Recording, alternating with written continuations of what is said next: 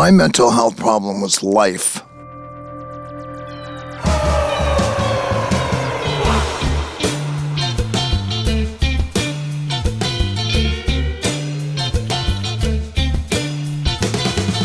This is Joe Wong. Welcome to the Trap Set. I want to play something for you.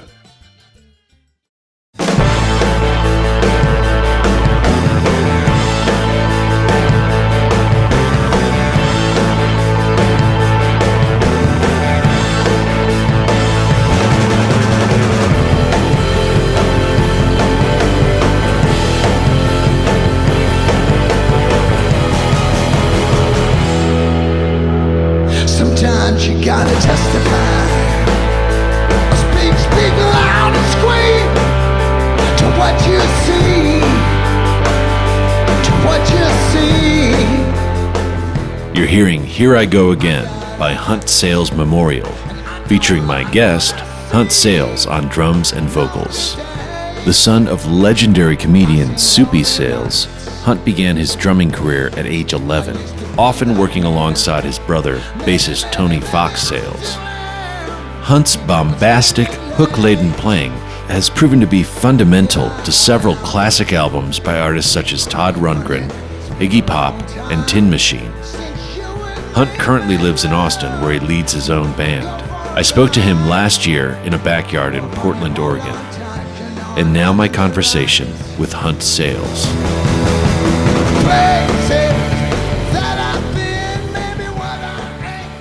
Yeah, we moved to Los Angeles right when I was about 7 years old. That's when I started playing drums. I was at a recording session of my dad's, and Earl Palmer was the drummer. And Great. When I saw him play, that's when I knew what I wanted to do. You knew it right away when you saw Earl. Well, that's what I wanted to do. I mean, some people don't stick with it, you know what I mean? But I have a daughter. I've got two girls, one older one. And when she was 3 and 4 and 5, she was already painting and drawing. And she's an artist now, still. She's picked the hardest thing. Yeah. You know what I mean? She doesn't want to be an art director, or she'll get commissioned to do stuff. She's done stuff for the New York Times calendar section, which is prestigious. You know those New Yorker cartoons and stuff. They don't pay much, but it's like a lot of stuff, volume, number, if you do enough of it. But she's an artist. She started really young, and I knew she was going to be an artist. And she had some other abilities, some musical abilities that came to her, but she didn't pursue that. That wasn't where hers was, in the visual arts, But my situation is almost like in the old days, like Mickey Rooney and these people that are kids acting. I was professional at 11, recording for Roulette Records and working In New York? Yeah, in New York. We moved to California, and my dad had a show with ABC, and that tanked after a year or so. Then he was out of work. Then he went to New York. We followed, and that's when his career really took off. We lived in New York for a while, and about 1968, beginning of 69, we moved back to California. I was 15, and I'd hooked up with Todd Rundgren in New York. He had just left the Naz and got a solo deal. So he came out and stayed with us at our house, and we did the Runt album. And then I've just, continued to play and learn and try to get better at what I do.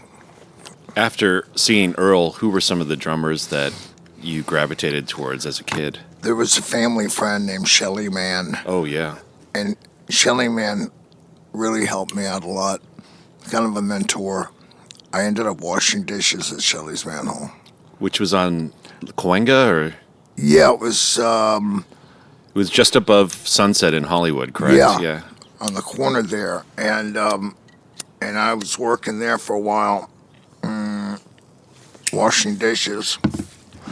And in between, this would be after... I must have been 17. I was studying. I had quit school at about 15, something like that, ninth, 10th grade. Were you going to fancy schools when your father was No, making it big? No. no. I mean, we lived in Beverly Hills. I did not do well in school. They did not know much about it back then. I'm dyslexic. So I would sit in these classrooms and not know what was going on. You know what I mean? Only later to write and arrange music, which I did not study that, to build recording studios like from the ground up. I wasn't trained in that, and whatever else I've done. You know what I mean? So Did you have low self-esteem about your intellect when you were a kid? yeah, I felt stupid in a sense, but my head was like, well, I can't do this. I don't really give a shit. I'm into music. I'm listening to Otis Redding and going to the Apollo Theater when I was very young. So music, you know, that's what I would do. I'd come home after a failed day at school and immediately listen to music and practice on the one drum I had.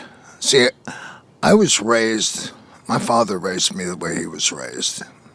My father's from Huntington, West Virginia. That's where my family's from. And is your family originally from Hungary? Well, my ancestors are Hungary and Germany, and but they from Charlotte, North Carolina, and Huntington, West Virginia. So, like, you know, I could be a country singer. You know, that's where my roots are, the family. And I mean, other kids, they'd have like cars, and I'd be walking to school, and it was kind of you'd call it disproportionate, as far as there'd be some father of a kid that was maybe an orthodontist, and this kid would have a happening car. Here I am walking to school. I definitely don't have any entitlement. Never have had any entitlement issues. You know, I bought my own first car. So when you say your dad raised you the way that he was raised, it was without entitlement, and you had to prove yourself, and he didn't just spoil you with stuff once he started making money. My father left when I was between 11 and 12. When I was 12 years old, he left, and I'm coming from a broken home. So Were you close with your mom? Yeah, I was close to my mom. My mom was around. My mom was alcoholic, and she descended into alcoholism. You know, so I was pretty much. It was time to grow up. I was like running the streets of New York at 12, 13, 14, going to nightclubs, getting into nightclubs at 14, 15. Were you drinking at 13, 14? No, smoking weed. Back then we had a drug called mescaline. Yeah. You mention it now, it's like mescaline. But smoking a lot of weed and music, some acid. I remember taking acid first time.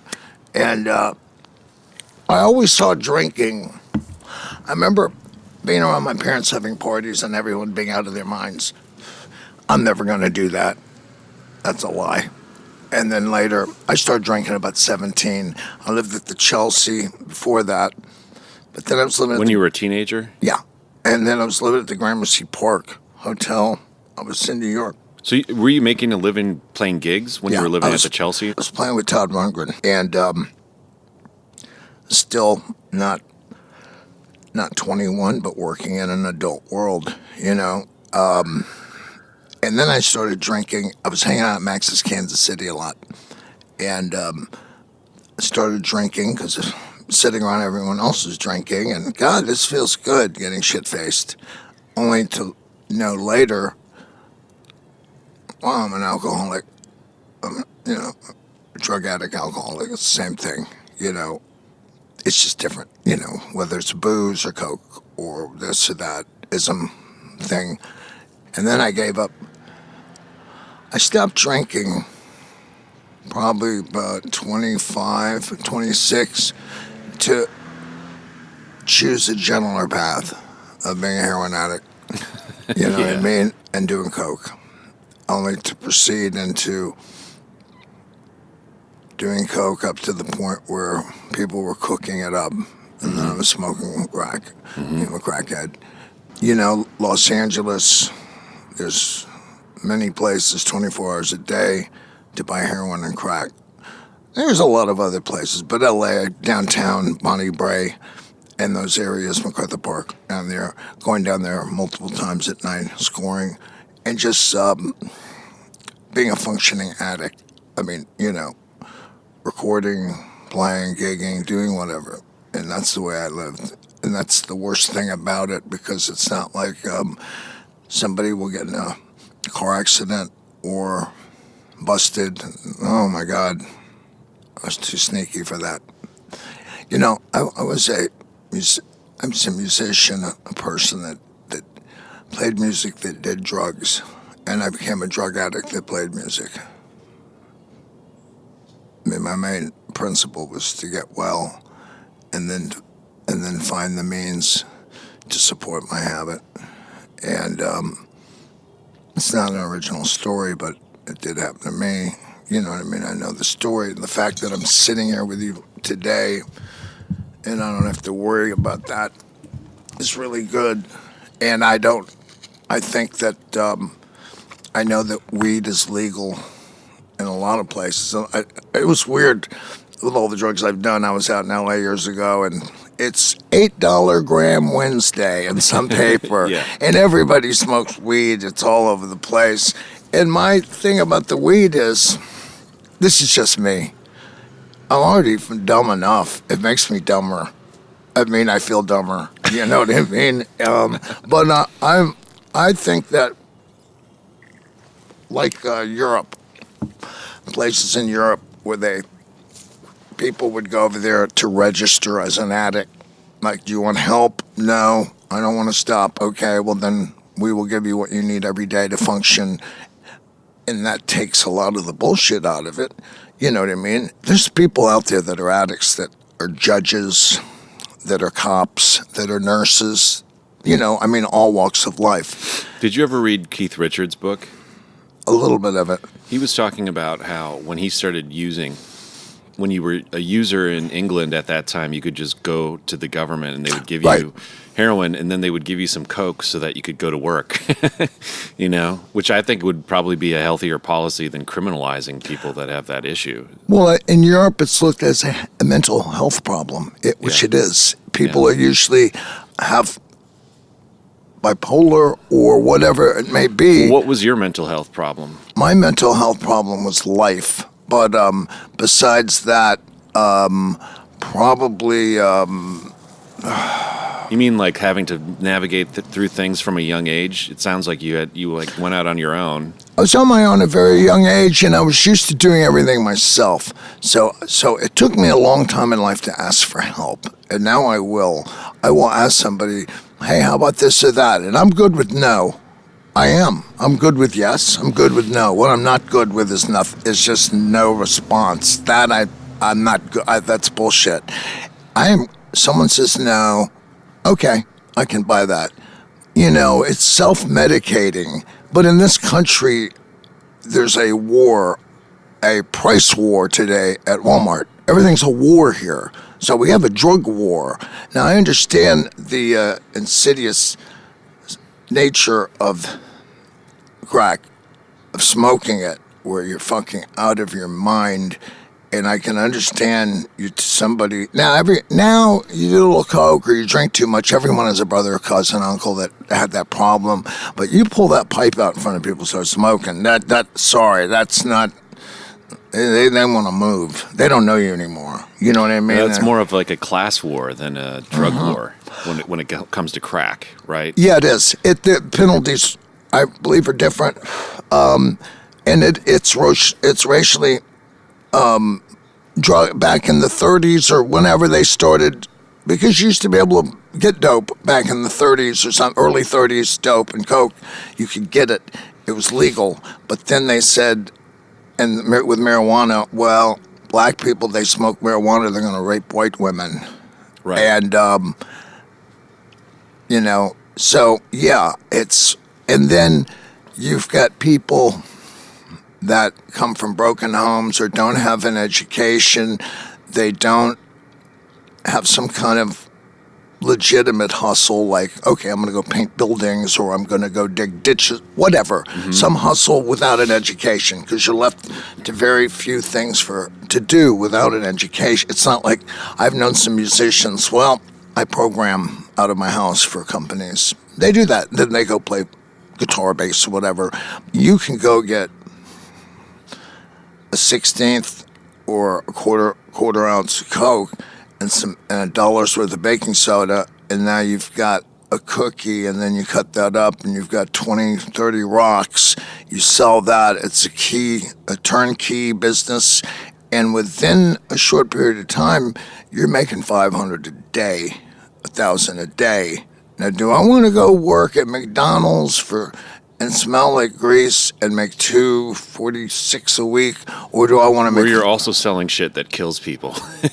Of course, Yeah. Of course you are. But I'm saying when you're at McDonald's, you're also selling. Oh yeah, poison. That's poison. Any food.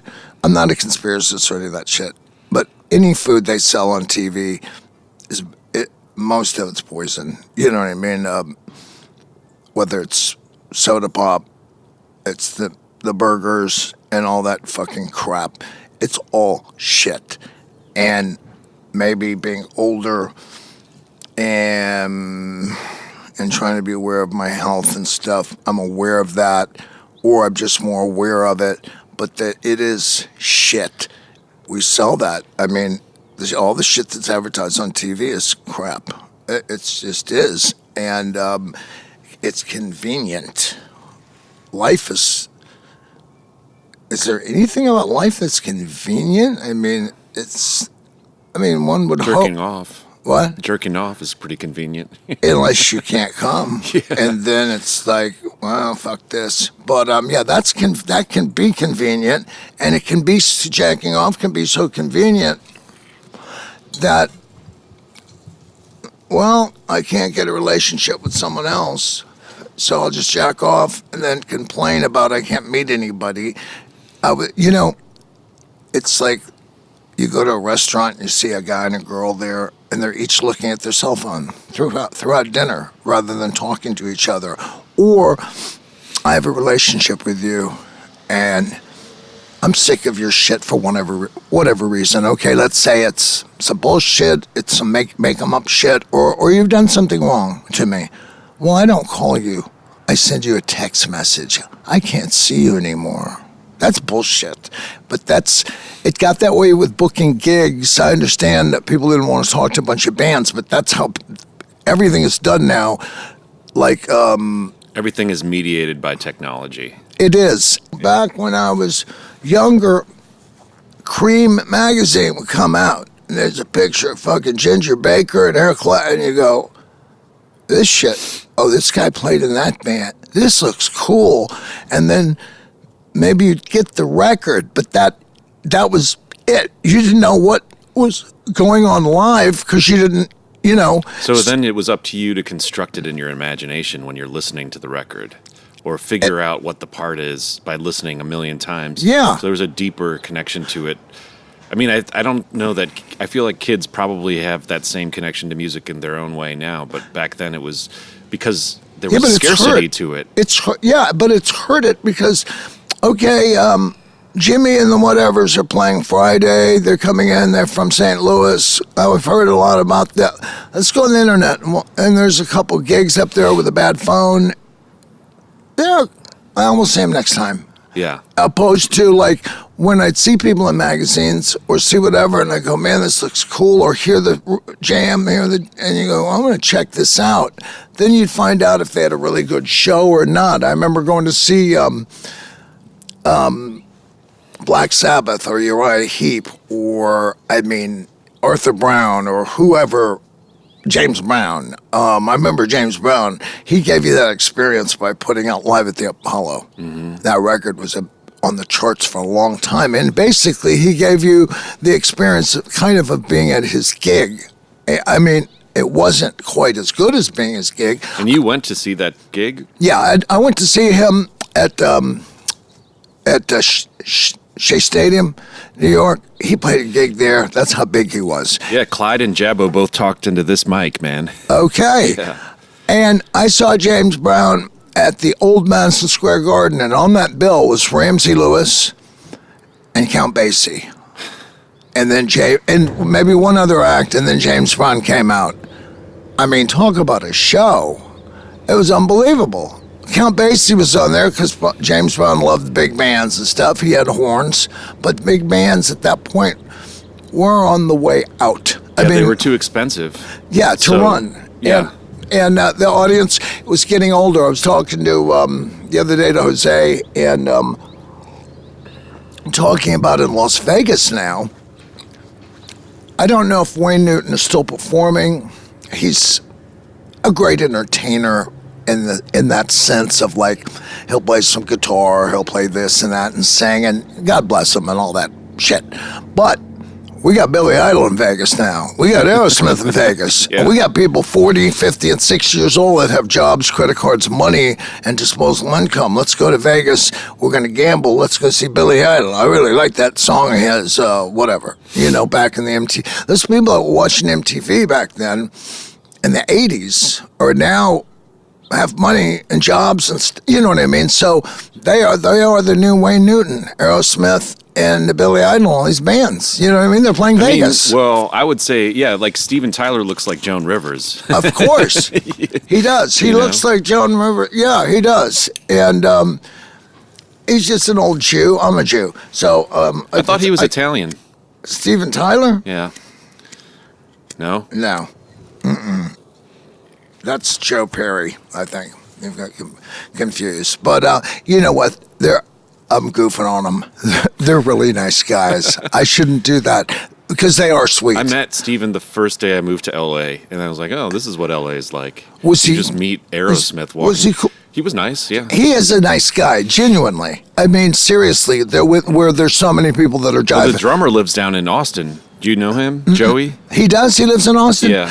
I live in Austin. I've been there like 21 years, and I got people come up to me. I'll meet someone. They'll go, do you live here? If that tells you anything, I'm really, I don't know if it's good or bad, or I live there, but I'm kind of an outsider. But then again, I'm an outsider. I've always been an outsider. You know what I mean? And there are some people I work with there in the studio and studio work and stuff. I just got a call yesterday to do a movie next week. And my band's going to be, if I'm going to do it, I don't know, we'll figure it out. I'm going to be acting in this thing, and my band's going to be in it. Depending on what the lines are, hopefully the lines they give me aren't too cornball. If they are, then I'll try to rewrite the lines and do it.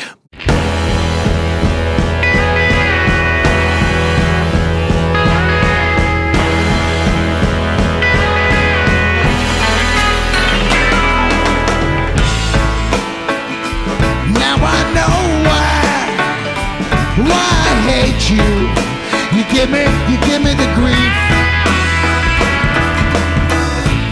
every night and every day, child. I hate you in every way now, but you're so close to me. There's a lot of people in Austin that come through there, whether it's Keith Richards or whoever, they come through there. There's a ton of great recording studios, some great musicians, and it's easy to maneuver. I wouldn't see why they wouldn't. You can take the money. There's people that move from California, from Los Angeles, and they sell their house for $800,000, and they spend $800,000 and buy a house bigger and better than the one that was, $108,000. So it is a bit cheaper there. Not much. I mean, it's gotten more expensive, but it's cheaper than LA and New York. See, my days in New York, as I got older, going back there for tours and stuff, living in Chelsea and places, New York was bankrupt back then. And in the 70s and early 80s. Yeah. And you could rent a little place for $300-400. Those places now are on those real estate shows. They're all torn out, ready to rebuild. And I see these guys, okay, this is $1.2 million. And it's like for like 600 square feet. Exactly. That's insane. But there's people there, worker bees, they work and they can afford that. Yeah, I guess. I mean, they are. And to live, a lot of people can't live in New York City anymore, so they moved to Brooklyn. And then now Brooklyn's getting expensive, so they're moving to Queens. And they're moving to these places you never wanted to go to back in the day. I mean, they were just super creepy. You know what I mean? And it's like, and now they're like they're not building any more real estate. So I guess it's like everywhere, right? I mean, it's... Well, also a third of the real estate in Manhattan is just holding for people from overseas with lots of money that are laundering it through New York or parking it there. Yeah, I can believe that. But like Russian oil money and stuff. Yeah. But I remember as a kid, man, running down to 42nd Street, and it was so sleazy, and it was like a bad fucking some movie. What would you do down there as a kid? Go to the music stores? Or? I'd go down to they'd have the Ripley's, believe it or not, Flea Circus. Flea Circus. And then Floorshine was down there, shoes. And we'd look at the Beatle boots. They had all the Beatle boots and all the weird shoes. They had some cool shit. And they have the movie theaters and just run around and go fucking crazy. 48th Street is where all the music shops used to be. Yeah. Manny's, and there was like 30 shops. And as a younger, I would go down there every Saturday and study at the Cozy Cole Drum School. Oh, you did? Yeah. And Cozy, were you studying with Cozy or with No, somebody else? I had a guy named William Kessler, old big band drummer, and that was the beginning of my ear training. Yeah, he'd play xylophone and I'd play the drum, keep a beat, and he'd have me copy whatever patterns he did. So it was early form of ear training, which was really good. Did you love it? Yes, I did. I'd hang out there on the weekends, and I'd run into people like Billy Stewart and Wes Montgomery, and then I remember I was in Manny's one day, and Sly Family Stone come in there, and they're buying amps. They're buying Fender Dual Showmans, and I'm saying, oh, hey, man, what about Marshalls? Well, we don't have that kind of money yet. You like that? And I'd see everybody down there, everybody and their brother, and it was like that old thing of put yourself in the middle of what's happening. So I became friends with the family that ran Manny's. Funny thing to me was bands would come over from England, but they'd take the flight, get into New York at 3 o'clock in the afternoon, go to Manny's, pick up they'd pick up drums, amps, guitars, then get the night flight back to England. Why? Because something the tariff, like in England, I don't know what it's like now, but those ghetto blasters you could buy for $70, $80. Well, they were $500 there because of, the same thing as I was in Paris, and I went over to Louis Vuitton. Why? Because I heard Jerry Lewis had a collection of luggage there. And I don't know where this picture is. They gave me this 8x10 of him standing next to his luggage. Expensive. But I looked at their wallets. Was Jerry a friend of the family when you were growing up? I've worked with Jerry Lewis. It was a friend of the family. My dad knew him, and my mom, they went to some social shit. But I did a TV show. I worked with him on Hullabaloo. But I bought a Louis Vuitton wallet, and it was made really nice, and it was like $100 and something. And the same wallet in the United States is like $475. The tariffs, I guess, right? You know what I mean? It's, there's the things that are going on now with China with the goods that are coming, you know what I mean, and all that stuff. But the instruments, for bands to come over from England, buy instruments and fly back, they'd save that much money. So let's say a Fender bass back then was $180. Well, in England, it was probably $900 or something. I've read these books on the Who and stuff where they're getting like these basses, and back early, but I mean, the shit was expensive over there. Stuff made in America, you know what I mean? They also fetishized American culture in the same way that we fetishized British culture. Yeah. So, but I want to get back to like how you developed your style as a drummer. I mean, when you were a kid, you saw Earl Palmer playing, and for folks that don't know, Earl Palmer is one of the great session drummers of all time. He comes from New Orleans originally and was on lots of the LA sessions in the 60s and 70s. But Fats Domino and Little Richard and people like that. He had a great swing feel to him, but he could also play a really strong backbeat. Right. And but anyway, you saw him. I saw him play, yeah. In a studio situation, and then how did you get access to drums, and how did you, like, can you remember the first time you started playing? Yeah. So I see him, and I'm beating on stuff, and then I get a snare drum. I don't get a whole set or anything. I get a snare drum. Maybe, I can't tell you what my family was thinking. I don't remember even if they told me, but this is how I think it went. Is he serious or not? See, being raised the way they were raised. Now, I know kids, I'm a father. I know people that have kids, and the kid says, I want to do whatever, and they'll buy him the whole thing, and then 2 months later, it's sitting in the corner. So they bought me a snare drum, and that's what I used for like 3 years.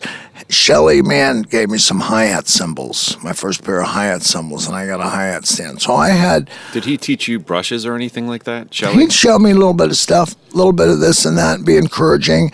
And I always studied. From when we moved to California, I studied with this guy at 7 years old and learned some just rudiments and stuff every Saturday to Drum City on Santa Monica. It was next to Gold Star. It was in that area. It's not there anymore.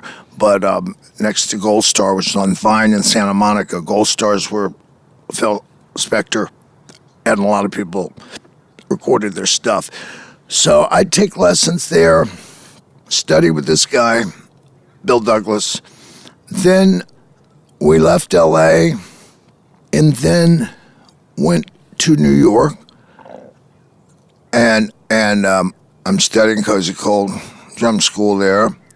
And then I get my Social Security card and union card at 11 years old. I'm doing TV and recording.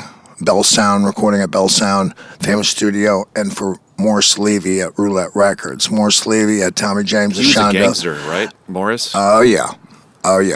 Total gangster. And so we had to deal with that, and we were doing Hullabaloo and TV shows and recording and gigs. We do these gigs on the weekends in New Jersey and all around New York, and we were doing gigs. This is you and your brother, right? Mm-hmm. My brother and I, we had a band, Tony and the Tigers, and a band called the Jive Five. They had a song called I'm a Happy Man, and the girl Shirley Ellis, Name Game, and the one of them I remember is the Barbarians. They did a song, I Want Candy. That was later covered by Susie and the Banshees. And so we would do these things and go on stage and lip sync in front of people, which I thought was the weirdest. It was like, what the hell? We're going to put the record on, go out there and sing to the record. Welcome to show business. That was I saw so many signs of show business, the jivest aspect of how jive and fucked up show business is. Now, I didn't get into this. Like, people get into things for certain reasons, right? Somebody will say, I got into it to get chicks. I got into it to make money. I got into it. It doesn't really matter, does it? I mean, if someone gets into it, if they do something cool, then that's fine. Yeah. But I myself, and maybe this is wrong of me, but I'll question my motives about things, and I'll question others' motives. Not that who the fuck am I? But I'm just saying, we all do. Like, you know what I mean? What are your motives? Like the guy says, the director, what's my motivation for this scene? Or what? But, right? So what was your motivation? Loving music. All the wrong reasons. Loving it. You know what I mean? Yeah, because that shit can get fucking beat out of you later. It got beat out of me at certain times in my life, and I said, fuck it. And next thing I knew, I'm knocking walls down with a sledgehammer to make a living. I'm painting walls or being a criminal because of the other shit. all stuff that was probably, well, it happened. Did it have to happen? I don't know. Did it? Would it? Should it? It doesn't really matter. Like I said, I didn't have that education, so I couldn't be like a programmer for people. Though I've programmed drum machines and done this and that, and I work in studios and know how to do all that stuff. And I do produce and work with people in the studio with different artists and write with people, you know what I mean? Some Nashville people and different people now that I've been around. But my motivation was I had to learn how to hustle and make money at this because I was playing and I was getting older and I did have some luck. But then there was this in-between times of not being in the bus, the tour bus, or that whole bit, and just going out and gigging, hardcore, take your drums, show up and gig, and learning how to play with different kinds of music. Just making a living.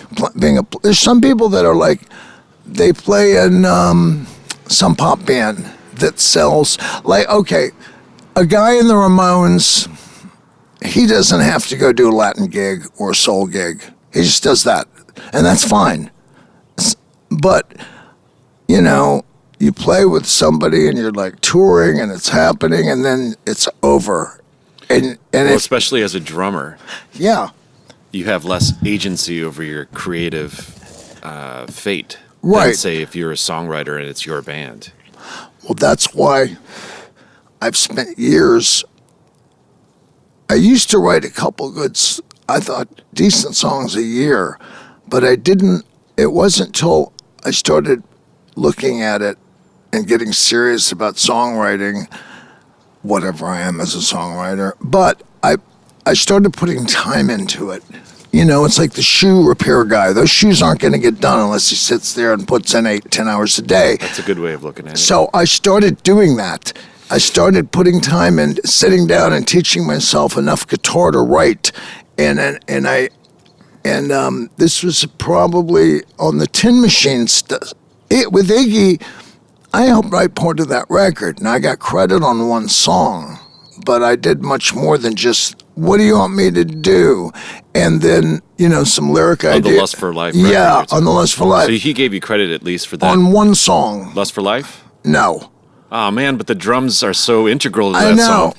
Right. If you ask them, David ain't here, he'd say he wrote it. Right, David? Play it for me, motherfucker. But then again, he invented everything. And he is God. Not really. But, you know, there is a Barbie doll after him now.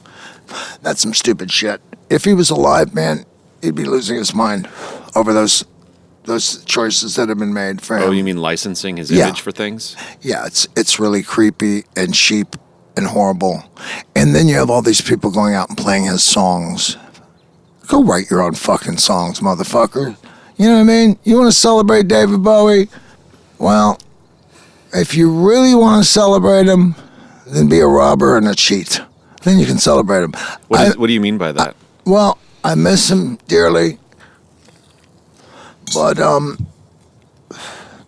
there's people coming out.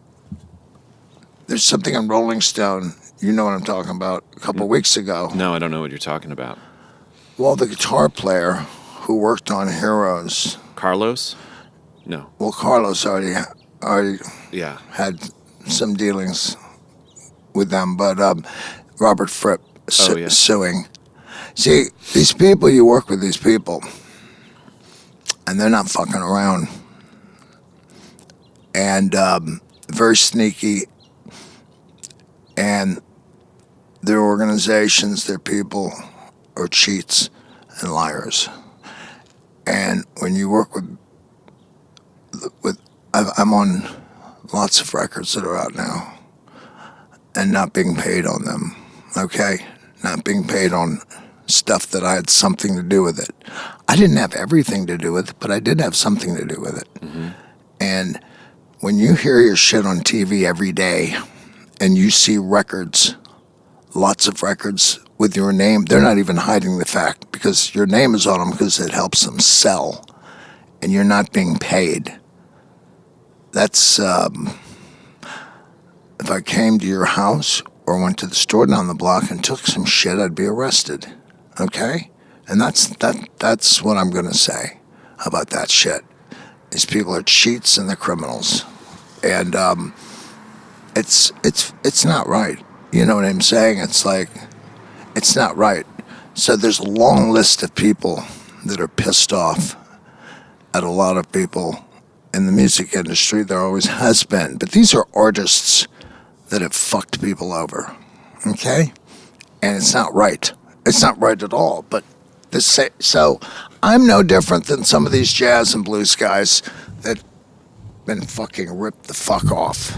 Well, I have an interesting example of that. Is one day for this podcast, I spoke to a guy called Howard Grimes, who played on all those great High records with Al Green and Ed Peebles and everything. Right.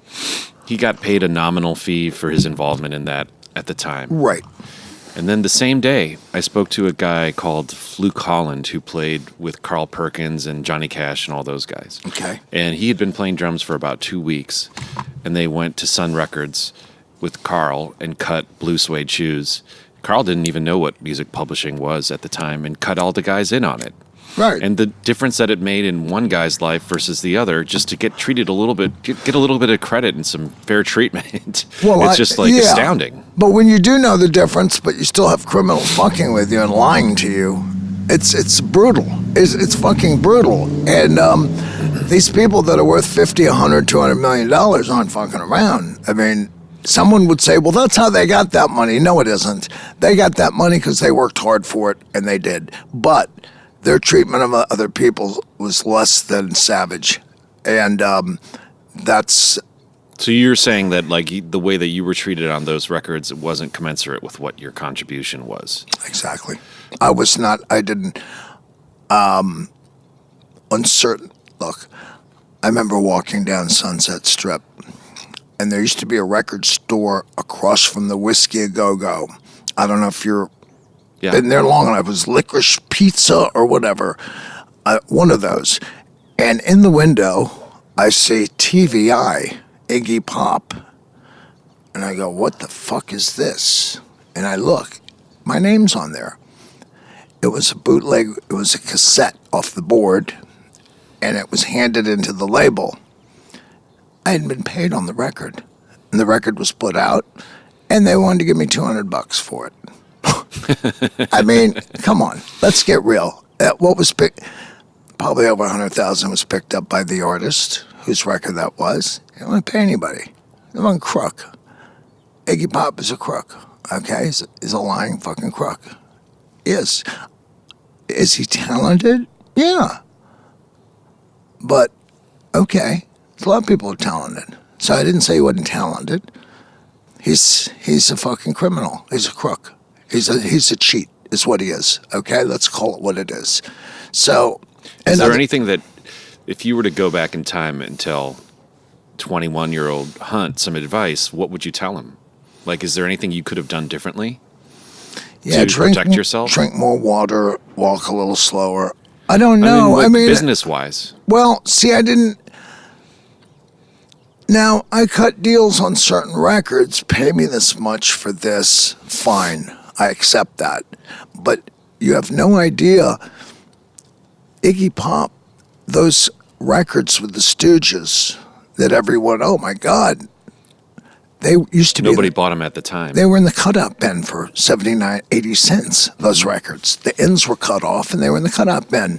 So I didn't sign off on TV commercials. On the 15 different TV commercials. See, I've done TV commercials for other companies, and been paid like other people get paid, where I get paid when they get shown or a buyout or whatever. Right. And I wasn't paid for any of this stuff. Not even union reuse fees or anything like that? Nothing. Right. And it's because the person that was in charge of this, see, in their mind, they did everything. They did. You know what? None of us do everyone. You, and I don't know you. I met you today, but no, I do everything, Hunt. Exactly. It's all me. It's all you, and no one helped you along your way. No. You're all totally. No one ever did. Right.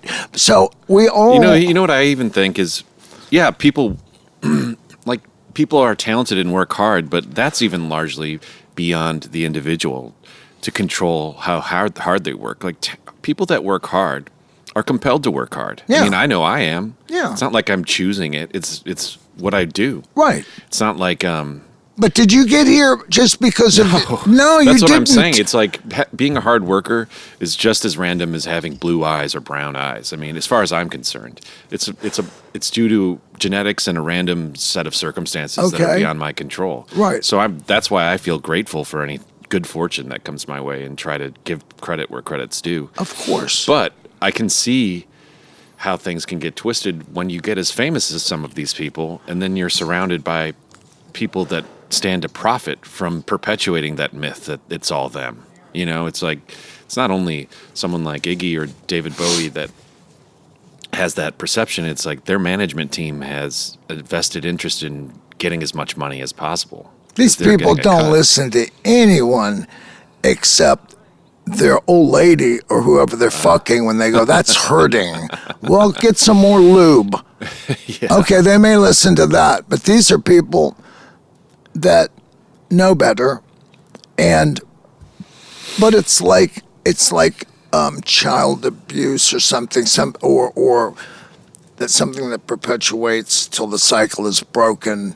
And I can understand, wow, they had it hard, but I've had it hard, and I've got people that work with me. I have a band, and I write all the music and arrange all the stuff. Of course I do.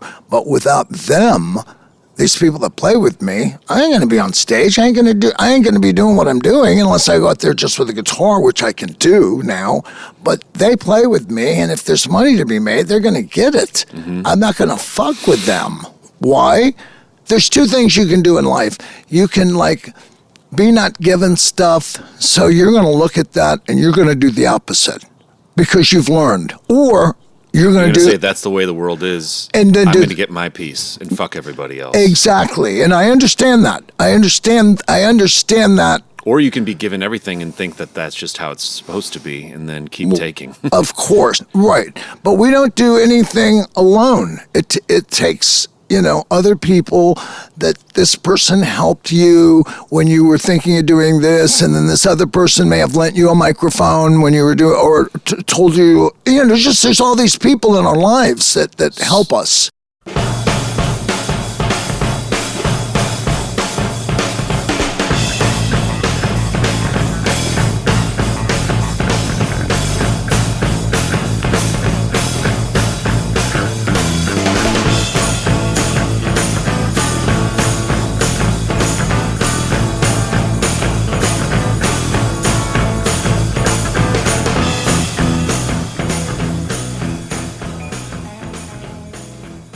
Here's the trip. I hear months ago that Iggy Pop is speaking on music ethics. Did you hear about that? No. That's a joke. That would be like Adolf Hitler going, I want to talk to you about the Jews and how great they are. Yeah. Seriously. It's just... When was the last time you spoke with Iggy? Hasn't been long enough. He called me when we were doing Tin Machine and asked me if I wanted to play with him. And I was going, well, we got Tin Machine going. As good or bad as it's going, I'm busy. And that's the last time I had dealings with him. Now, he went and did the whole Lust for Life record with the guys from Queens of the Stone Age. I'm alive. My brother's alive. Scott Thurston was on that tour. He's alive. The only one that's not alive is David. So most of the band, the guy that played that funky drummer beat, is alive, but he ain't gonna call me up. He's smart enough to know that he owes me some money, so why would he call me up? He's got Queens of Stone Age or whatever that they probably kiss his ass. Oh, Iggy, it's so great. I went with Iggy Pop and this and that. And, well, yeah, because they grew up idolizing him. Exactly.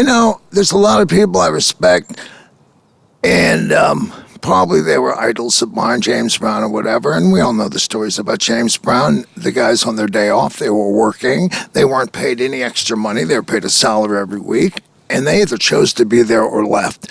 And the thing that happens with some of these musicians with acts, okay, do I quit? But, oh man, we're going to Paris and we're going to London and we're going to New York. And if I do quit, then I've got to fend for myself doing some $40 or $80 gigs. And so, it's almost like a drug habit. They're sucked into it. And the artist is making $175,000 a night and they're getting fucking $500 a gig. That's ridiculous. I do know of people, Willie Nelson and these people that make really good money, and you know what? They pay their guys really good. Johnny Cash did too, according to his drummer. Yeah. Yeah. Yeah, I mean, there are more than one story. And you know what? It doesn't mean that Willie doesn't get to live a luxurious, exorbitant life. He's making fucking a shitload of money. It's just a little bit more he's kicking to his guys, and it makes all the difference in the world to them. And that's why he has the same guys. Well, Elvis Presley kept these guys on retainer rather than pay the IRS, I believe. I mean, you got to pay some taxes unless you have write-offs. Why not make a write-off, pay your rhythm section and your guys and the horns or whoever plays with you, even if you're only touring three months a year? Do I give the IRS $200,000 or I'm going to give it to my guys? Yeah. Then it's a deduction. Exactly. So it's like, it's a mindset, and it's back to that I did everything myself and fucked you. Or look, just because my dad left, just because he did this and that, there were two things I can tell you. One is he did the best he could. I saw him as a person. I saw my mom and dad as people, besides mom and dad. When did you have that realization? At that time when he left. Yeah. At that time when my mom was going crazy. And it helped me have that realization. Now, I took what I didn't get and tried to give my kids what I didn't get. I learned. All you can do in this I learned life. from it. Yes, it is. But my dad died earlier this year, and that's what I spoke at his funeral, and that's what I talked about, is all you can do is take what you've been given and try to take one step further. Exactly. You can't compare yourself to everybody else. So how did that manifest with the way that you raised your kids? Well, I'm not saying, you'd have to ask my kids. Yeah. What they think of me, but I've tried to give them what I wasn't given. I've tried to treat them how I wasn't treated, and I'm not saying I was treated bad, you know what I mean, or abused, but I was emotionally abandoned. That I was, and I've tried to be there to talk to them when they were younger, and I treated them like a person rather than, here's little, like that bit. Let me ask you something if I may, about your father passing. Uh-huh. Because I had this experience. Both my parents are gone. My dad went first, then my mom. Not that long ago, my mom. And I thought I was good with everything. I thought my mom died, and how wrong I was as far as being good with it. You mean being good with you and your mom?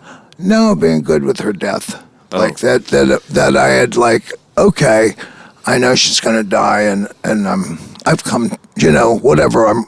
And how wrong I was is how it hit me, like, later, the passing. But I don't know. Well, in my situation, my dad's situation, he had a stroke 10 years ago, and it was debilitating. Mm-hmm. So he went from being active and being able to, he ran a bar, and he was, had his own business and had a bar, and I had my issues with him at the time. Right. But he went from that to being completely dependent on other people. Yeah. And I had to step in, and that was the time, like those first couple years after he got sick, I had to get rid of his business. I had to sell his building, and all of his money went away because he was sick.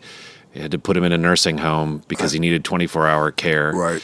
And all of that stuff was it was the most painful part of it, but it also allowed us to work shit out, and it allowed us to say things that needed to be said. That's good. And then towards the end, he said, look, I'm fucking ready to die. This sucks. Like, I can't do anything. I don't want to live like this. So when he died, it was more of a relief.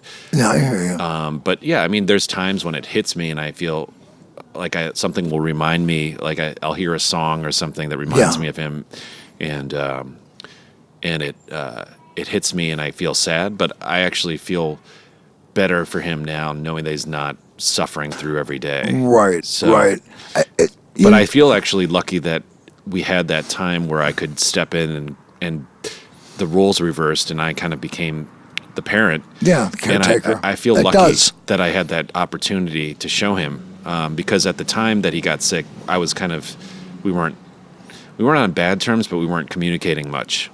Right. So anyway, that's what happened with me. Well, I remember going to a therapist, checking out this therapist for my first daughter when she was younger. Get someone to talk to who's not mom or dad or a friend, a therapist. And she spoke to her, but I went in there to speak to the therapist just for a second to find out what da-da-da-da-da. And I remember asking the therapist something. I said to her, I don't know how to live. Mm-hmm. She said, no one does. You know what I mean? We're just trying to figure this shit out. And that is true. Yeah, and once you can realize that and ask for help, then that's when yeah. That was a huge step in my life. Yeah, but I mean, we're figuring out how to live. You know what I'm saying? And no one ever taught me how to live. I mean, really, they taught me a lot of things. I was trying to teach me to read and write and this and that and brush my teeth. Right. But I mean, how to really live. And I don't think everyone's just doing the best they can. Mm-hmm. Like our parents and their shortcomings, and they're just people. And I was really fortunate enough to get that overview or whatever it's called at a young age and go, well, they're kind of fucked up, but they're people. Yeah. And I don't know how that happened, but it did. And it didn't mean that I didn't think this was some jive ass shit or this wasn't right but when you're young, you move on with things. You can go, you just adapt. And I find people, the older they get, it's harder for them to adapt. I have picked up and moved to other cities late in life and started over again several times. I've been married several times, only to leave and start over again from scratch, from zero, and then build my thing up again and then start over again. And maybe that's because I don't put a high priority on possessions and money and stuff. I never have. Now, I'm not sitting here on some Joe hippie shit. Money? Somebody says, well, money doesn't bring happiness. Well, you don't know where to shop then. You know what I mean? Ultimately, it doesn't. But I've lived a certain way because of my life, and it wasn't by design, but I probably live closer to a lot of jazz musicians or blues guys with... I don't have credit. I don't have credit cards. I've got a roof over my head. I've got a family, and everyone's well. There's a lot of love, and I sit and do what I've been doing. I do more and different, but I'm doing the same thing I did when I was 7. Yeah, and you said that the love of it has been beat out of you on a couple occasions. But how do you feel when you sit down and play music now? I feel great. And I'm still trying to get better at everything. And you know what? Today's really good. And I can't wait if I wake up, if I'm alive. I can't wait until tomorrow. I don't like the past. I don't care about that. The lust for life and this and that. It was great. It's groovy and all that. But I don't listen to I don't sit around and listen to Tin Machine. I don't sit around and listen to that Iggy stuff. That's gone. That's dead. I'm interested in what I'm trying to do now and what I want to do tomorrow. Well, that's a beautiful place to end it. Hunt Sales, thank you so much for doing this. Thank you. We'll have to do a part 2 sometime, the next time I'm in Austin. Anytime you want. Thank you. Thank you.